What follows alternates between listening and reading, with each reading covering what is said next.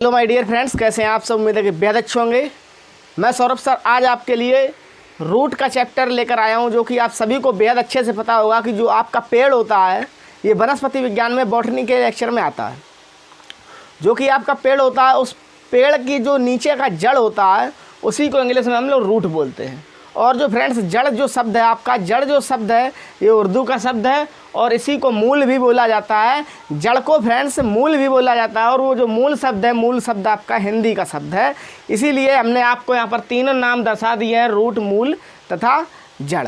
तो यह आप सभी को पता चल गया होगा, या तो पहले से ही आप लोगों को पता होगा, क्योंकि आप लोग समझदार हैं, होशियार हैं, कि रूट इंग्लिश शब्द है, मूल हिंदी शब्द है और जड़ क्या उर्दू शब्द है। लेकिन ये शब्द तो अलग अलग भाषाओं से है, लेकिन इनका मतलब एक ही है। कोई भी एक आपका वृक्ष हो, आपका कोई भी एक वृक्ष हो और उस वृक्ष की जो कि ये जड़ होती है ना फ्रेंड्स, ये जड़ आपकी जो होती है, इसी को हम लोग रूट भी बोलते हैं और जड़ भी बोलते हैं तथा मूल भी बोलते हैं ज़्यादातर। लेकिन हम लोग क्या बोलते हैं कि किसी भी वृक्ष की अगर जड़ टूट जाए तो वो वृक्ष दूसरी जगह पर आपका सद नहीं सकता, रुक नहीं सकता, यानी कि तैयार नहीं हो सकता है। जैसे कि आप सभी को पता होगा कि अगर आपने एक पौधा लगाया है, यहाँ पर ये ज़मीन थी और आपने यहाँ पर एक वृक्ष लगाया और इस वृक्ष को 4 साल हो गए फ्रेंड्स, कितने 4 ईयर हो गए, और अब आप चाहो कि इस वृक्ष को हम यहाँ से हटाकर किसी दूसरी जगह पर लगा दें। ये वृक्ष यहाँ से हटकर यहाँ पर लग तो जाएगा फ्रेंड्स, लेकिन ये यहाँ पर निश्चित नहीं है कि यहाँ ये चलेगा या नहीं चलेगा फ्रेंड्स। इसीलिए हम आज आपको बताएंगे रूट के बारे में, क्योंकि जो कि वृक्ष आपका पूर्णता रूप से चलता है वो सिर्फ रूट से ही संबंधित होता है, जड़ से संबंधित होता है, मूल से संबंधित होता है।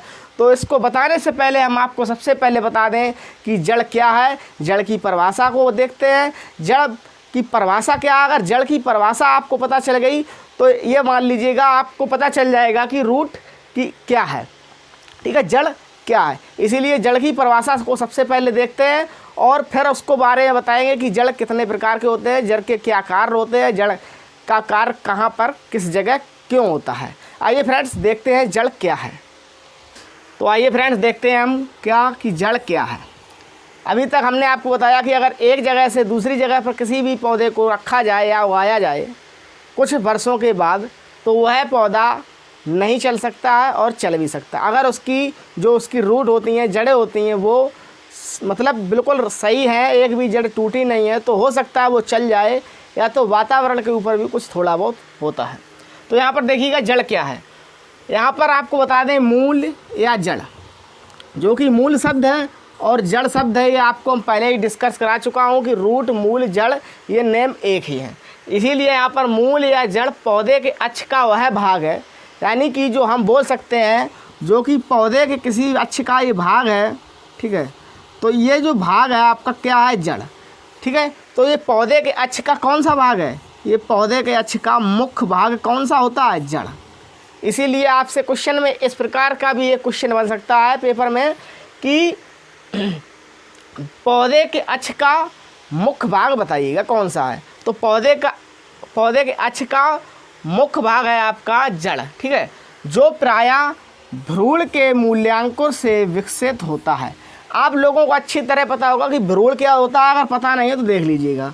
जैसे कि आप लोगों को ये एक बीज दिया गया है, ये आपका क्या है? एक बीज है। अब इस बीज को क्या कहते हैं? भ्रूण कहते हैं। अब भ्रूण का मूल्यांकुर कहाँ होगा?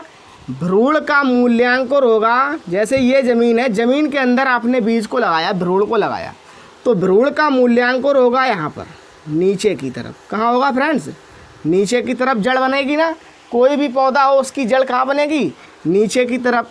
तो भ्रूण का मूल्यांकुर से विकसित होता है, यानी भ्रूण से मूल्यांकुर विकसित होता है। और जो कि फ्रेंड्स ये मूल्यांकुर है, इसी को हम लोग क्या जड़ के रूप में फिर आगे चल के ये कमेंड हो जाता है। तो अब यहाँ पर तो मूलांकुर होता है, जो इसके ऊपरी तरफ निकलता है, जो आपका वृक्ष बनता है, ये आपका प्रांकुर कहलाता है। Okay friends. और सामान्यतः प्रकाश से दूर पानी की खोज में ज़मीन के अंदर की ओर जाता है। जो आपका ये मूलांकुर होता है, जो आपकी जड़ होती है फ्रेंड्स, ये सदैव पानी की खोज में ओके फ्रेंड्स, ये सदैव पानी की खोज में और प्रकाश से दूर ज़मीन के अंदर जाती है। ये प्रकाश से दूर जाती है और पानी की खोज में कहाँ जाती है? ज़मीन के अंदर। ओके फ्रेंड्स, अब देखिएगा ज़मीन के अंदर की ओर जाता है। इस पर कभी भी, यानी कि जो आपकी ये जड़ होती है, इस पर कभी भी पत्तियाँ, फूल व फल, इस पर कभी भी पत्तियाँ, फूल व फल नहीं होते हैं, नहीं होते हैं। तो फ्रेंड्स, आप लोगों को पता चल गया कि जड़ क्या होता है। देखिए, जड़ आपका एक भ्रूण से बनता है और जो भ्रूण से जड़ बनता है वो सबसे पहले क्या होता है? मूलांकुर निकलता है। ओके, जैसा कि यहाँ पर हमने आपको बताया है, ये मूलांकुर निकलेगा तो मूलांकुर कहाँ जाएगा? ज़मीन के अंदर जाएगा, ज़मीन के अंदर धंसेगा। ओके फ्रेंड्स, जो प्रांकुर होता है यानी जो पौधा जिसका होता है वो ज़मीन से ऊपरी तरफ आएगा। पौधा आपका ऊपर जाएगा, मूलांकुर आपका नीचे, यानी जड़ आपकी नीचे जाएगी। तो मूलांकुर और प्रांकुर भी आप लोग समझ गए। और जो आपकी जड़ होती है फ्रेंड्स, ये सामान्यतः प्रकाश से दूर होती है, इस पर प्रकाश का कोई प्रभाव नहीं पड़ना चाहिए, ठीक है। और यह सदैव जब ज़मीन के नीचे जाती है तो पानी की खोज में ही आपकी ये जड़ ज़मीन के नीचे की ओर, अंदर की ओर जाती है। और आप सभी को पता होगा कि जड़ में ना तो पत्तियाँ होती हैं, ना फूल होता है, ना फल होता है। इसीलिए इस जड़ की परिभाषा को इतने सरल रूप से लिखा जा सकता है कि जड़ क्या है। एक बार फिर से देख लेते हैं। मूल या जड़ पौधे के अक्ष का वह भाग है जो प्रायः भ्रूण के मूलांकुर से विकसित होता है। जो आपका मूल है, ये पौधे का अक्ष का वह भाग है जो प्रायः भ्रूण के मूलांकुर से विकसित होता है और सामान्यतः प्रकाश से दूर होता है तथा पानी की खोज में ज़मीन के अंदर की ओर जाता है। और जो आपकी जड़ होती है फ्रेंड्स, इसमें कभी भी आपको पत्तियाँ तथा फूल तथा फल देखने को नहीं मिलेंगे। तो आप लोगों को ये पता चल गया होगा कि जड़ क्या होता है। अब देखते हैं जड़ के प्रकार देख लें थोड़े, कि जड़ में मतलब जड़ जो होती है आपकी वो किस प्रकार से कार्य करती है। आइए फ्रेंड्स, समय ना लेते हुए क्लास को आगे बढ़ाते हैं। तो आइए फ्रेंड्स, अब हम देखते हैं कि जो आपकी जड़ें हैं वो 3 प्रकार से यहाँ पर दी गई हैं। नंबर फर्स्ट मूसला जड़, नंबर 2 बालों की जड़ जिसको इंग्लिश में रूट हेयर बोलते हैं, और नंबर 3 पर आपकी अपस्थानिक जड़ यहाँ पर कहलाती है। तो सबसे पहले हम देखेंगे कि जो कि आपकी मूसला जड़ है फ्रेंड्स, ये जो कि मूसला जड़ है आपका ये वृक्ष है, वृक्ष है ना। और जो ये नुकीली होती है फ्रेंड्स, इसी को हम लोग मूसला जड़ बोलते हैं। जो धचाक से नीचे की तरफ जाती है, ज़मीन के नीचे की तरफ जो आपकी जड़ जाती है, इसी को हम लोग क्या बोलते हैं फ्रेंड्स? मूसला जड़। और इसको जब हम बोलते हैं मूसला जड़,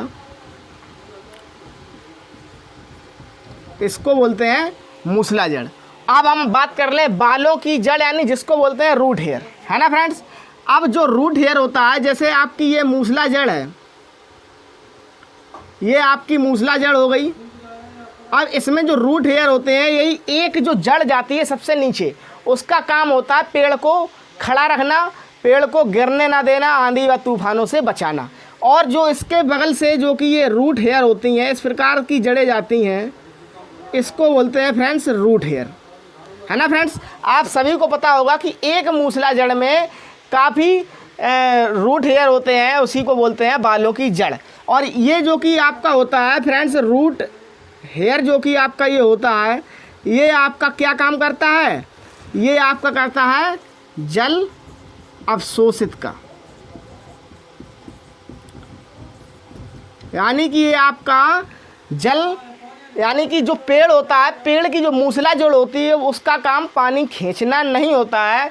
जो पानी लेना, जिस पेड़ को, किसी भी पेड़ को पानी लेना है तो अपने वो बालों की जड़ यानी रूट हेयर के द्वारा एक वृक्ष पानी ले सकता है। और इसी में एक देखिएगा होता है आपका इस प्रकार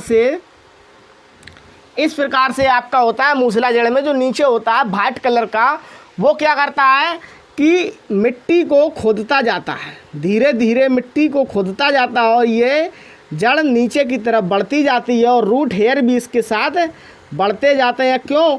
क्योंकि इसको जल की ज़रूरत पड़ती है पेड़ को। तो आपको मूसला जड़ और बालों की जड़ जिसे रूट हेयर बोलते हैं, ये दोनों चीज़ें आपको पता चल गई हैं कि जल अवशोषित किसका काम है? रूट हेयर का। और जो पेड़ को सदैव खड़े रखना और सुरक्षित महसूस कराना उसका किसका काम है? मूसलाजड़ का। अब देखते हैं फ्रेंड्स अपस्थानिक जड़। क्या फ्रेंड्स?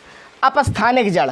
अपस्थानिक जड़ से आप लोगों को, इससे पहले हम एक बात बता दें कि जैसे कि आप लोगों को पता होगा, क्या आपका जो आलू है क्या ये जड़ है? अदरक है क्या आपका जड़ है? जी ये बिल्कुल आपका जड़ नहीं है। जड़ कौन होता है? जैसे कि यहाँ पर आपको दे दें इस प्रकार से, चुकंदर हो गया ये, और इसी का रूप होता है शलजम।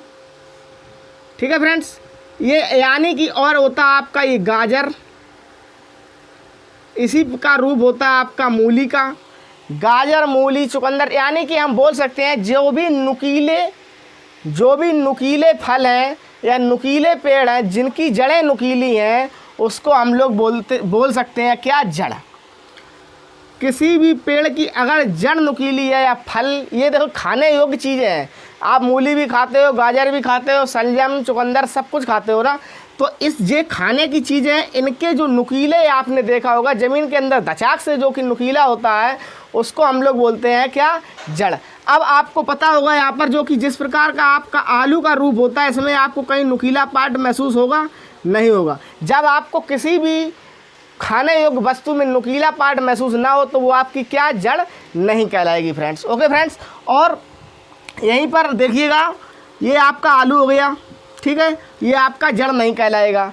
और यहाँ पर अब देखेंगे अपस्थानिक जड़ क्या होता है। मूसला जड़, बालों की जड़ जिसे रूट हेयर बोलते हैं, और जो मूसला जड़ है इसको इंग्लिश में हम लोग बोलते हैं टैप रूट। क्या बोलते हैं? Tap root. Tap root. और अब देखेंगे अपस्थानिक जड़ फ्रेंड्स क्या है। अपस्थानिक जड़ दो प्रकार की होती है। अपस्थानिक जड़ कितने प्रकार की होती है फ्रेंड्स? दो प्रकार की। एक तो होती है आपकी आस्तंभ, और फ्रेंड्स दूसरी जो कि होती है स्तंभ। आस्तंभ और स्तंभ जो कि आपकी जड़ होती है, ये देखिएगा अपस्थानिक जड़ में ये दोनों जड़ें आती हैं। आस्तंभ तथा स्तंभ जड़ें जो कि दोनों होती हैं वो अपस्थानिक जड़ में फ्रेंड्स आपकी आती हैं। कौन सी जड़ें? स्तंभ तथा आस्तंभ जड़ें किस में आती हैं? अपस्थानिक जड़ में आती हैं। अब देखिएगा फ्रेंड्स, जो कि स्तंभ जड़ है इसमें आपका कौन कौन सा पेड़ आता है? गन्ना का आ गया, मक्का तथा ज्वार। ये जो कि आपके वृक्ष हैं गन्ना, मक्का तथा ज्वार, ये आस्तंभ में आते हैं, आस्तंभ जड़ में। और जो स्तंभ जड़ होता है, स्तंभ जड़ में कौन कौन सा आता है? पीपल हो गया आपका तथा बरगद। क्या हो गया? पीपल हो गया तथा बरगद हो गया। अब देखिएगा, ये पीपल और बरगद आता है आपका स्तंभ में, और गन्ना, मक्का तथा ज्वार आता है आपका स्तंभ में। आपकी ये जो कि तीनों जड़ें थीं ये फ्रेंड्स क्या हो गई? कन्फर्म हो गई कि कौन कौन सी जड़ क्या क्या कार्य करती है और इन जड़ों का कार्य क्या होता है। ठीक है, जो कि जल अवशोषित करती है जड़ें वो आपकी रूट हेयर कहलाती हैं, जो कि एक आपकी मूसला जड़ से विभिन्न भागों में बटी होती हैं, उसको ही रूट हेयर बोलते हैं। तो फ्रेंड्स मुझे उम्मीद है कि आप लोगों को ये टॉपिक बहुत ही अच्छा लगा होगा। अब मिलते हैं नेक्स्ट टॉपिक में, उस टॉपिक का नाम होगा तना। ये आपका था फ्रेंड्स जड़, अब आएगा आपका तना, फिर आएगा आपका पत्ती, फिर आएगा फूल, फिर आएगा आपका फल। ओके फ्रेंड्स, अब इस क्लास को यहीं पर विराम लेते हुए मिलते हैं नेक्स्ट क्लास में, जो कि आपका तना से टॉपिक होगा। जय हिंद, जय भारत।